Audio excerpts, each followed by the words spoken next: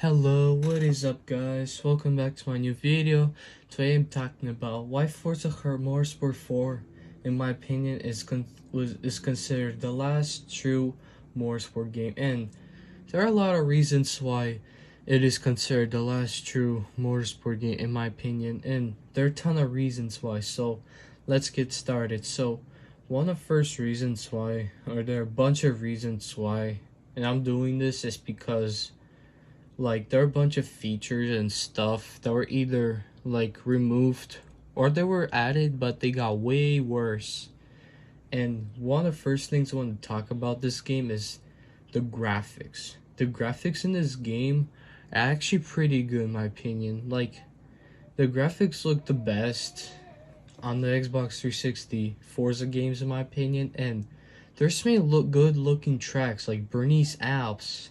Cameo video looks absolutely breathtaking, and it looks so much better than Forza Motorsport 3 in my opinion. And you have Fujimi Kaido, and you have a bunch of really good tracks in this game, and they all look very good.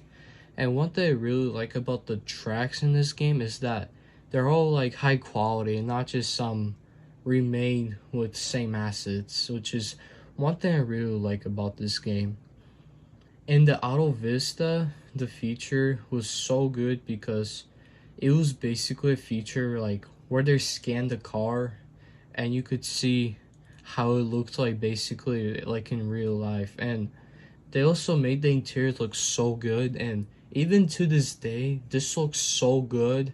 And you could look all the stats, features and stuff like that, which is what I really like about this game. And I do wish other Forza games would look like that, but they're not as good or they removed it. But that is the graphics, and it's really impressive even today. Now, next thing I want to talk about is the tracks and the cars in this game. So they're both really good features, and they're way better compared to the Xbox One Forza games. For example, this game had 23 track layouts, if I'm correct, without the DLC ones. And it is better because later Forza games, especially Forza Motorsport 5, they got barely any tracks. But in this game had a lot of tracks, and a lot of them either didn't return, and a lot of them want to say about the tracks is that a lot of them also support the career, which is really good. And the cars are actually really good as well. There are a lot of car manufacturers in this game that were either removed or unavailable, because a lot of the car manufacturers in this game either are not available anymore or is really hard to get licensed. And this game had a lot of unique car manufacturers, which is what I actually like about it. And that's what I want, more unique car manufacturers. And it works well for Forza because it is a racing game, obviously, but we'll probably never get something like that again. But it is really cool that we even got that. Now, another thing I want to talk about this game, which makes it really good, and especially considered the last true motorsport game, is the career mode. When you do a race in the World Tour mode, you could choose what race you want to do. And what's nice about that, you could choose it basically gives you options, and it makes it really fun, and it's really unique in my opinion. And it's also part of the event list, which is what I really like. And there are so much unique events you could play, and it is so I'm out of it compared to any other Forza game, even on the Xbox One era, and it's crazy. And that's what I like about the career mode in this game.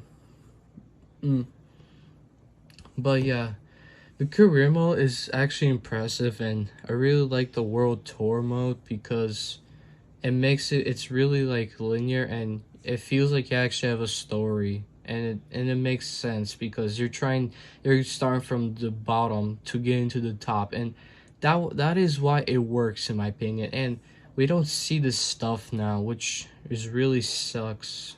But besides the good stuff, the only thing I'll say I don't like about this game is, at least from my perspective, there are a lot of DLC cars and I don't know if it's just me, but there are actually a lot of DLC cars that list as DLC.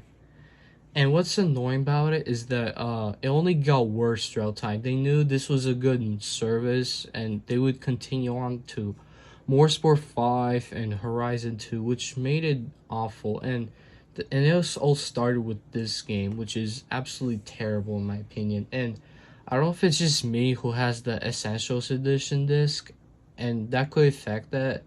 But that's what I heard. Like, if you have the Essentials Edition, you'll get like one disc with no packs at all. So if you do let me know down below. I know some information. But besides that, I hope you enjoyed watching this video. And this game, it's pretty impressive, especially for its time. And when you play, it's way better than you think. I always think like some other games are better, but whenever you play it, it's actually better than you think. But besides that, it is a pretty fun game. You still have a lot of tracks, cars, etc. And the online is still active. If you didn't know that, it works, but it's pretty much like barely anyone plays that. So, but it's still there if you want. But yeah, that is gonna be pretty much it, guys. Let me know if I should do other videos like this, games, reviews, and gameplay, etc. But hopefully you enjoy watching this video. Thank you for watching, and peace out, guys.